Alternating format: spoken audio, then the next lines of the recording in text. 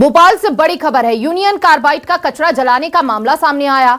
MP सरकार आज high court में दाखिल करेगी शपथ पत्र। कचरा जलाने का अतिरिक्त समय मांगेगी सरकार। यहां पर हाईकोर्ट ने 6 जनवरी तक मुख्य सचिव से स्टेटस रिपोर्ट मांगी थी।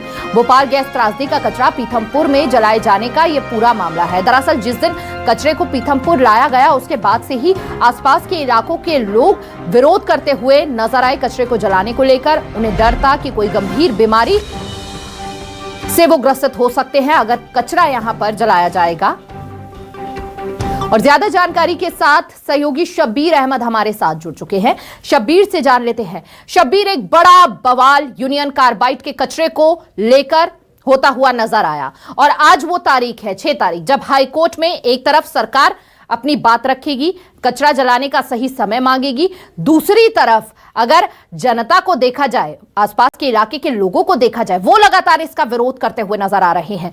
तो आज कोर्ट में क्या कुछ राहत आम जनता को मिलती हुई नजर आएगी या फिर कचरा जलाने के लिए जो प्रतिबंध किए गए हैं वहां पर उस पर अमल होता हुआ नजर आएगा आज?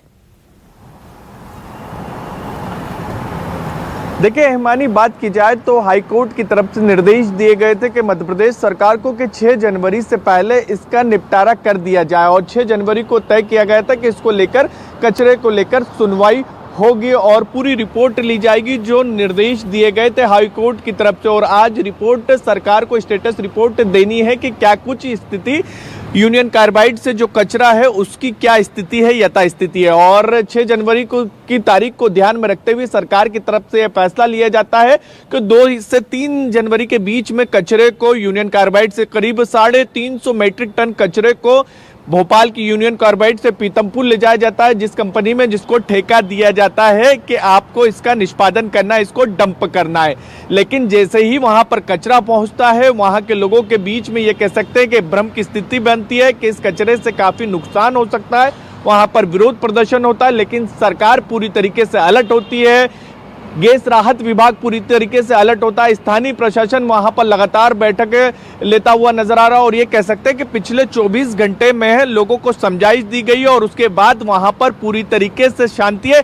लगातार बैठकें स्थानीय प्रशासन की तरफ से वहां पर ली जा रही, लोगों को समझाया जा रहा है कि इस कचरे से आपको किसी भी तरीके का कोई नुकसान नहीं होगा। लेकिन इन सबके बीच सरकार की तरफ से जो फैसला लिया गया था, सरकार की तरफ से जानकारी दी गई थी, मानी ये दी गई थी कि 6 जनवरी को पूरी रिपोर्ट दी जाएगी, स्टेटस रिपोर्ट दी जाएगी और कोर्ट से ये मांग की जाएगी कि अभी वहां पर थोड़ी सी अशांति है, थोड़ी सी भ्रम की स्थिति बनी हुई है, लोग आक्रोशित हैं। तो इस बात को ध्यान में रखते हुए आगे का समय तय किया जाए और कुछ समय सरकार को दिया जाए, फिर उसके बाद कचरे का निष्पादन कर दिया जाएगा सरकार की तरफ से, विभाग की तरफ से। क्योंकि पूरे मामले में हम देखेंगे कि हाईकोर्ट की तरफ से ये कहा गया था कि 6 जनवरी तक के कचरे का निष्पादन कर दिया जाए जो यूनियन कार्बाइड फैक्ट्री के अंदर रखा हुआ। लेकिन जिस तरीके से वहां पर विरोध की स्थिति देखने को मिल रही है, तो उन सब के बीच वहां पर कचरा तो नहीं जला गया। लेकिन अब सरकार की तरफ से जब हाईकोर्ट में आज सुनवाई होगी इस पूरे मामले पर, तो सरकार की तरफ से जब स्टेटस रिपोर्ट दी जाएगी